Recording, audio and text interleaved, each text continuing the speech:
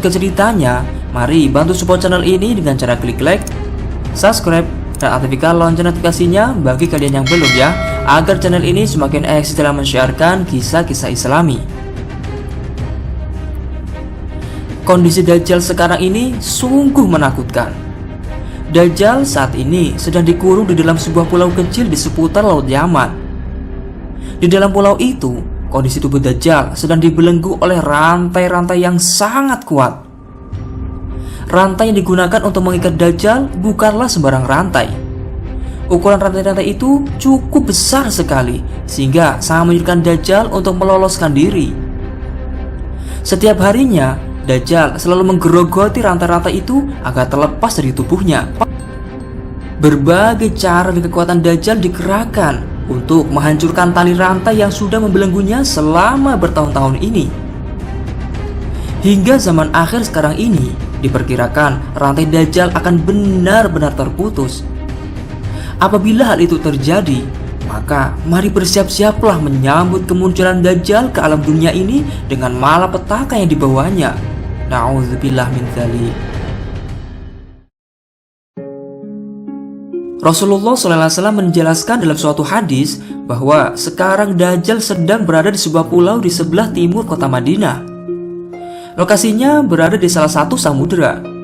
Namun Rasulullah SAW tidak mengetahui lokasi tepatnya, karena hanya Allah SWT yang tahu dan juga orang-orang yang dikehendakinya. Kehidupan dalam pulau kecil yang dihuni Dajjal itu cukup menyeramkan. Salah satu penyebabnya adalah karena adanya makhluk menjaga pulau. Di antaranya adalah makhluk jasasa, yaitu hewan yang memiliki bulu yang cukup lebat dan juga ular-ular yang menakutkan. Di dalam pulau itu, Dajjal kerap kali hampir berhasil menghancurkan dan melepaskan tali rantai yang membelenggunya. Namun ketika ada suara azan yang berkumandang, maka tali-tali rantai itu akan kembali menguat seperti sedia kala. Kekuatan kumandang azan di seluruh belahan bumi akan selalu membuat rantai-rantai besar yang membelenggu Dajjal semakin bertambah kuat. Hal inilah yang membuat usaha Dajjal untuk kabur dari pulau itu sia-sia belaka. Allah SWT akan selalu menjaga pulau itu hingga kelak detik-detik menjelang datangnya hari kiamat kelak. Daratan-daratan yang berada di sekitar pulau Dajjal kerap kali mengalami gempa-gempa kecil dan juga tsunami. Hal ini disebabkan karena Dajjal kerap kali memberontak untuk melepaskan tali rantai yang mengikatnya. Dajjal kerap sekali mengamuk untuk bebas. Hal inilah yang terkadang memicu getaran-getaran di area pulau Dajjal itu. Ketika suara kumandang azan mulai jarang terdengar, maka sangat mudah bagi Dajjal untuk menggerogoti ikatan-ikatan rantai besar itu. Begitu besar pengaruh kekuatan azan untuk menggagalkan aksi mengerikan Dajjal itu. Namun di akhir zaman seperti sekarang ini, kondisi masjid kian bagus dan megah.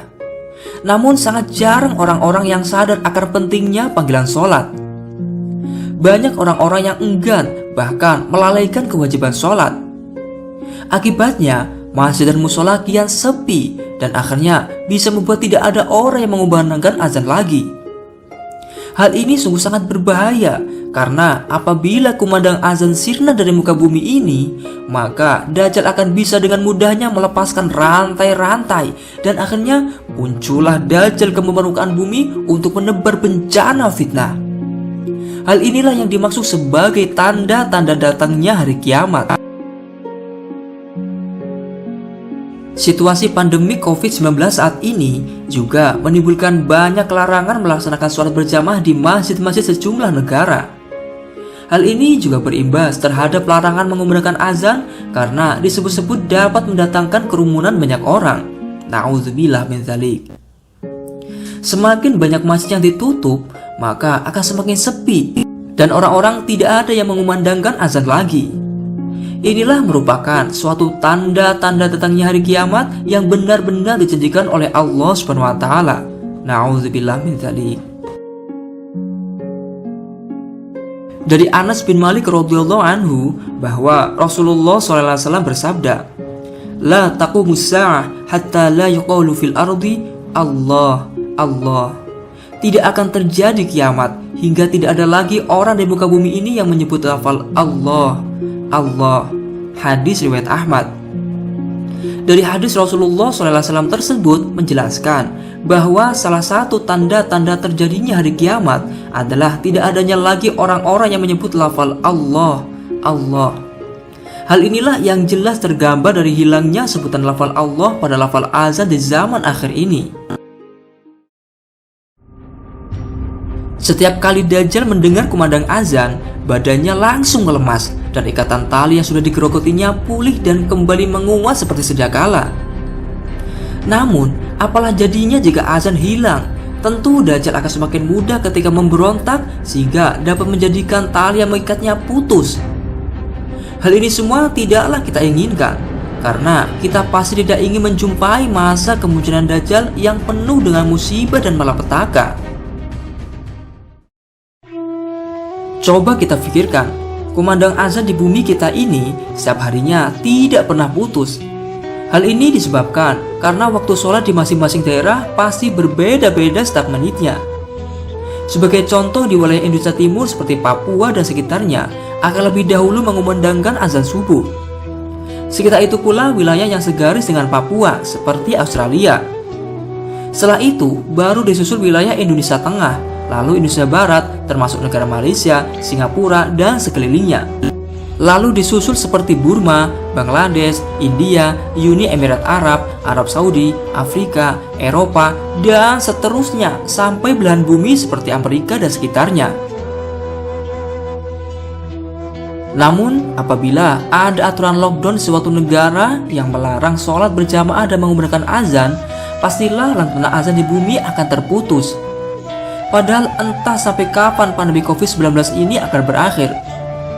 Tidak ada satupun ulama atau ilmuwan yang mengetahuinya. Semua hanyalah Allah SWT yang tahu. Oleh sebab itu, mari kita selalu mempersiapkan diri terhadap rencana Allah di akhir zaman yang semakin parah ini.